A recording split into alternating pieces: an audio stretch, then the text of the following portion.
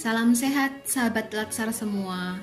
Saya Anya Deselvi, peserta angkatan Latsar 17 kelompok 4 NDH 39 BPSDM Provinsi Kalimantan Selatan dengan Widya Iswara Bapak Insinyur Taufik Rahman, MSI. Kali ini saya akan membahas mengenai analisis isu efektivitas kinerja individu berdasarkan tupoksi penilaian kinerja dan pengembangan karir aparatur. Mari kita simak berikut ini. Pada slide ini, kita akan mengamati tahapan analisis isu. Ada 5 tahapan analisis isu.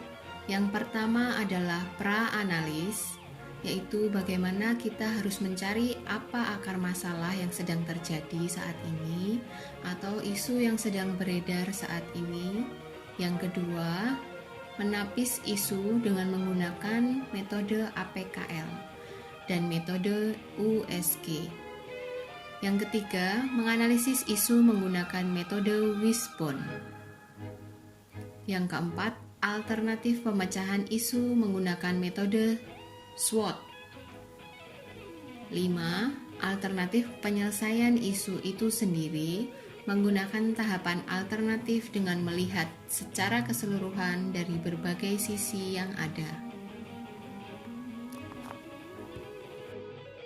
Berikut ini beberapa isu atau masalah yang ada di tupoksi penilaian kinerja dan pengembangan karir aparatur.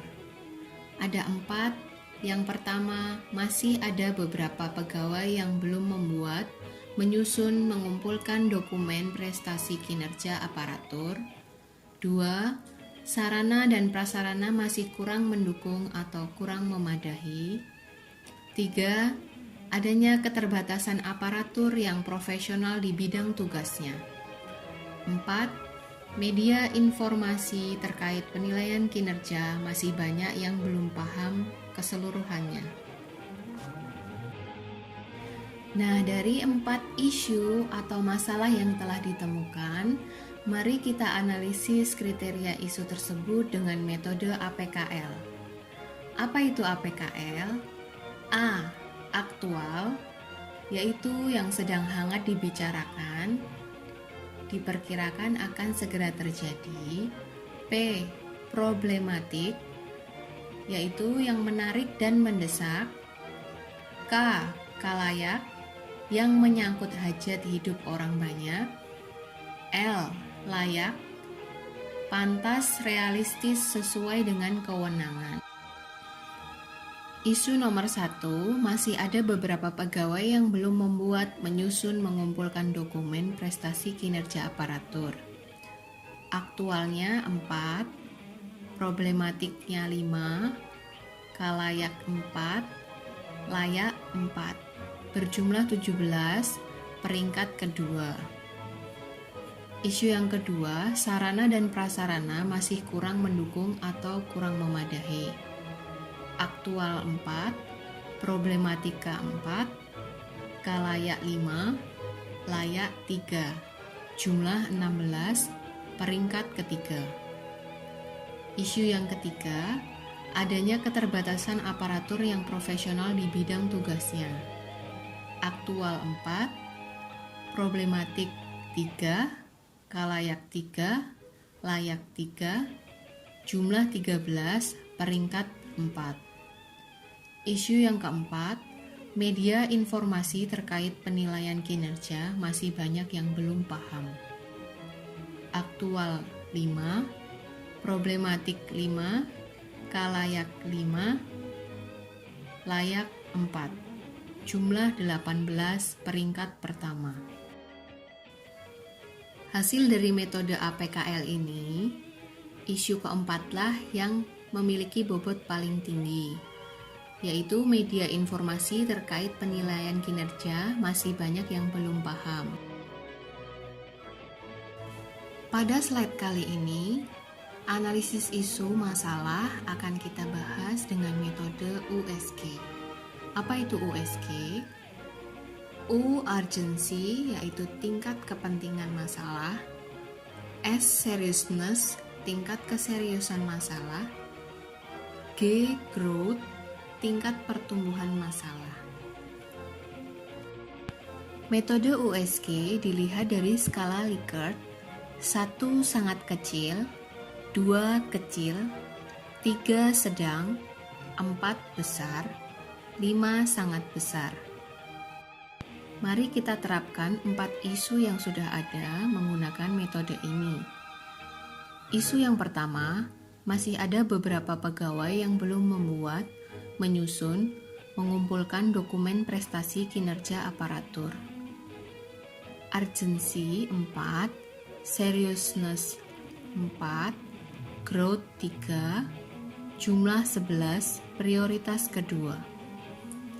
Isu yang kedua, sarana dan prasarana masih kurang mendukung atau memadahi.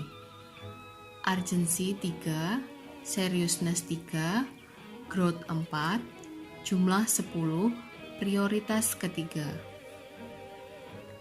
Isu yang ketiga, adanya keterbatasan aparatur yang profesional di bidang tugasnya. Urgency 2, Seriousness 4, Growth 3, jumlah 9, prioritas keempat.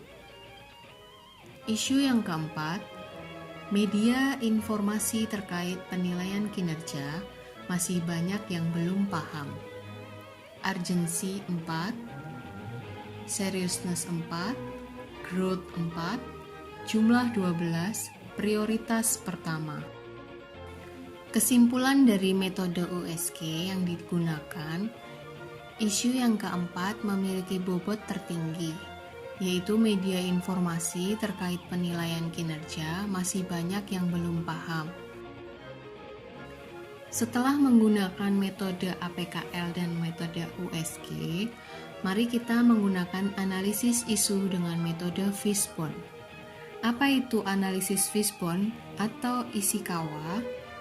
Adalah suatu pendekatan terstruktur yang memungkinkan dilakukan suatu analisis lebih terperinci dalam menemukan penyebab-penyebab suatu masalah, ketidaksesuaian, dan kesenjangan yang ada. Pada slide ini, mari kita melihat alternatif pemecahan isu menggunakan metode SWOT. SWOT adalah metode analisis perencanaan strategis yang digunakan untuk memonitor dan mengevaluasi lingkungan baik lingkungan eksternal dan lingkungan internal untuk suatu tujuan tertentu.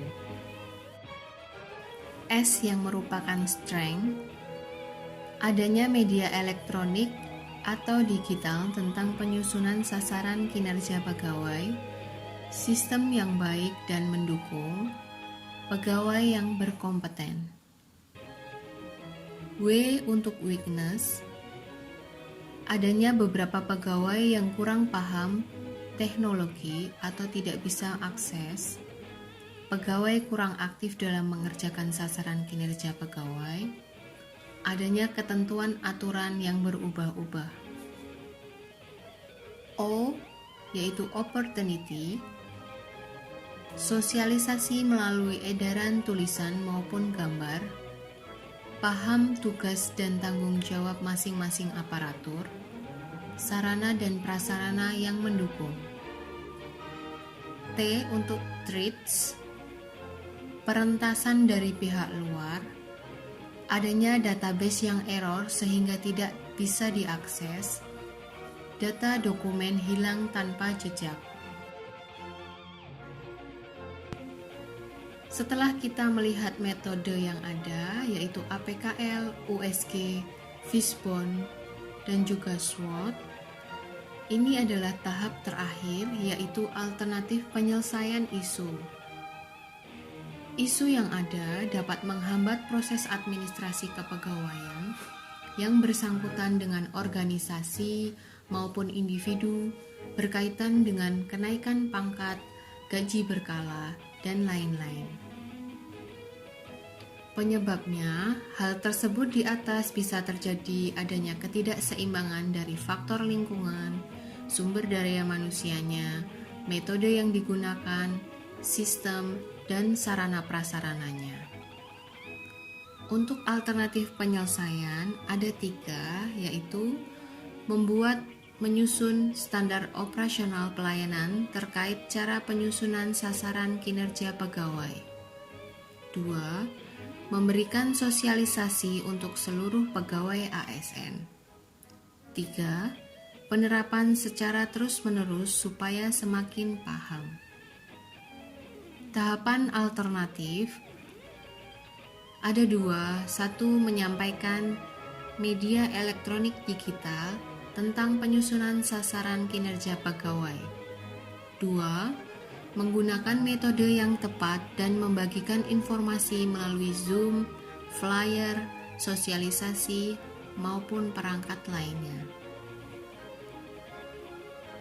Hasil yang diharapkan, standar operasional pelayanan bisa memudahkan dalam penyusunan sasaran kinerja pegawai. Seluruh ASN baru dan lama lebih menguasai dan memahami bagaimana penyusunan sasaran kinerja pegawai, serta memudahkan proses administrasi kepegawaian masing-masing ASN. Para pihak yang terlibat, yaitu seluruh ASN baru dan lama di lingkungan pemerintah Kota Banjarbaru, serta seluruh aparatur yang mengerjakan sasaran kinerja pegawai itu sendiri. Baiklah sahabat Latsar, demikian pemaparan dari saya, semoga dapat bermanfaat. Sampai jumpa di video-video selanjutnya. Aku Indonesia, aku juara. Bye-bye.